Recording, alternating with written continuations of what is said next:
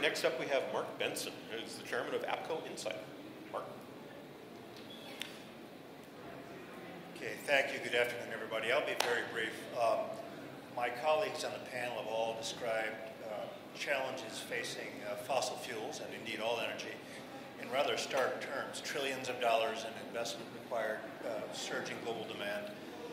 All of these challenges will be confronted in a public opinion context. We will have to persuade increasingly skeptical publics that these challenges ought to be addressed. So I'm just going to show you about 5 minutes worth of data that is brand new. It's the first time it's been shown. It's a tracking study of global opinion leaders from 8 key countries throughout the world. We were in the United States and North America, 3 Western European markets. We were in Kazakhstan, Russia, China, and Japan. So, and very briefly, opinion leaders, this audience is really the cohort of each country that tend to set the terms of debate. They're highly educated, they're socially active, and they're really the leaders in communities. They're the well-informed influentials, if you will. So they're a very important audience. The data I'll show you is 1,400 opinion leaders from across the world, and it's accurate within plus or minus 2.6%. Next, please. Next slide, please. Okay, so here's where the samples come from. Next slide, please. Okay, so here's just the headline findings here I'd like you to keep in mind. We find that still favorability in the expectations for renewable energy sources are extremely high, and many would say unrealistic. So in spite of the challenges facing renewables, we find that very well-informed people throughout the world have extraordinarily strong views about that issue. Secondly, we find a certain practicality setting in on how energy issues are defined, and it's in that context that the case for oil and gas will need to be made.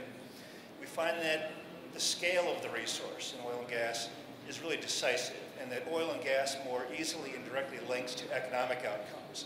It's a harder concept for key audiences to embrace renewables in that context.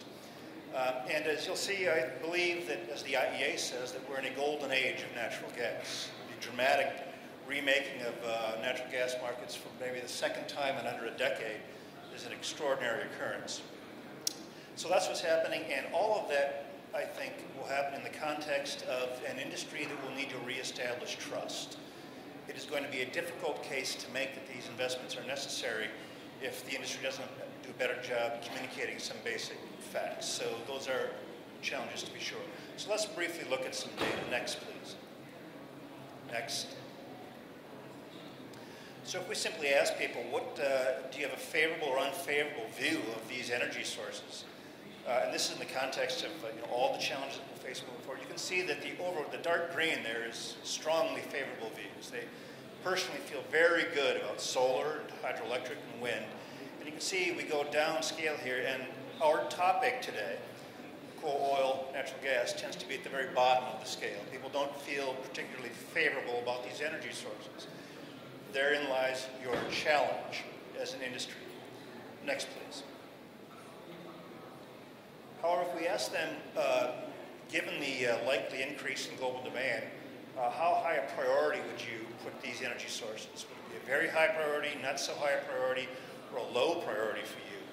And you can see here, this practicality sets in where natural gas emerges as one of the top priority energy sources in the future. They're making a very clear trade here between the scalability of gas, the relatively good environmental attributes of gas. And so you can see here that it breaks out very clearly. And if you go to the next slide, please. If you just plot the world view of global opinion leaders, you see that on the vertical axis here, it's the relative importance of that energy resource for the future. The horizontal scale shows how I feel about it, if I have a good or bad feeling about it. And you can see the challenge that coal has, to be sure, low priority and low favorability.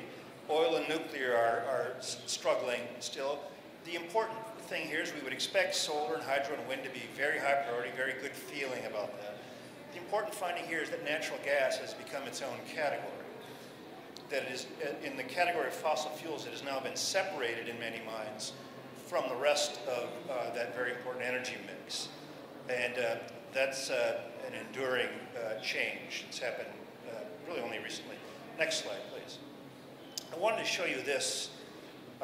This is data out of the US in a recent study we did. This is of policy elites, energy policy elites in the US. You can see the dull colors there were how they responded to these questions before Fukushima. So you can see that they were feeling very bad about coal. Oil was down in the basement here in the lower left. Low importance, low favorability. You can see that nuclear was on the margins. Natural gas had already become a very high priority, but you can see that after Fukushima, the big gainers were all the fossil fuels. Indeed, the big winner was natural gas in a post-Fukushima world. Renewables actually declined in importance, declined in favorability. What you have here is policymakers in the United States concluding that if nuclear is become a question mark, they defaulted to the scalable alternatives, which are fossil fuels. So fossil fuels are becoming more important, not less important in the US. Next. If we ask them about their relative important contribution to the economy of your country, here's where we see natural gas and oil rise to the top of the category. Okay? That linkage to economic outcomes is unique for oil and gas, and that's a big part of the story that we have to be told if you're going to maintain the public viability of oil and gas moving forward. Next, please. Next slide. Next. Okay, so we do have some ongoing issues. It's an ongoing debate between conservation and supply. And you can see that the industry still isn't winning that debate. There tends to be a majority of opinion leaders around the world who think that the way out of these challenges is to conserve, not necessarily to add to supply. That's an ongoing debate that will have to be engaged in more effectively. Next. And there's just, I think, one more slide after this. This I found quite interesting. We asked about how much you trust these industries and how they operate. And right now, the oil industry is underperforming even the nuclear industry with opinion leaders. And this is in a post-Fukushima world. The oil industry will have a challenge here. You've also got the hydraulic fracturing movement, which is attracting a great deal of attention among these audiences, actually outperforming oil, being better regarded than oil.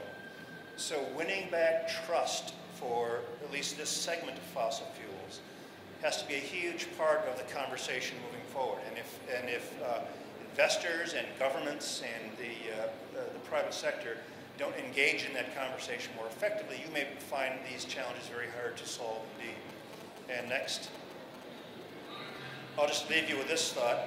You can see here that the red there is people who are unfavorable towards all sectors of energy.